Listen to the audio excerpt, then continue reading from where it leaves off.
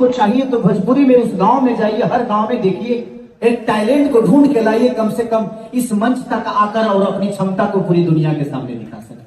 तो thank you so much, love you.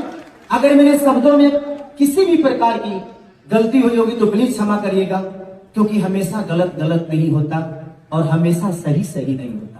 तो प्रयास करना है कि हम गलती ना करें, सही भी करें। Thank you so much. भैया उजला कुर्ता पैजामा में बहुत सुंदर लग रहा है।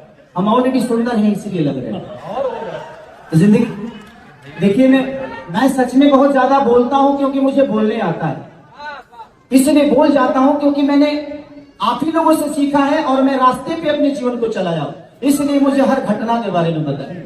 मैं स्मार्ट नहीं था, मेरे पास गला नहीं था, गायकी नहीं थी, मेरे पास ना पैसे थे, ना पढ़ाई था, ना शिक्षा था, ना रोजगार था, ना कोई साधन था।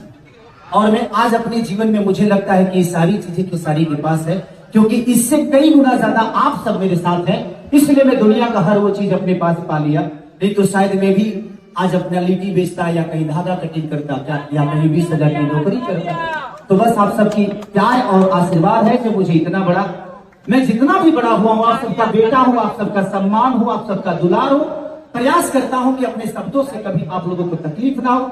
मेरे किसी गाने या भजन से हो सकते हैं, क्योंकि हर चीज हर आदमी को अच्छा नहीं लगता।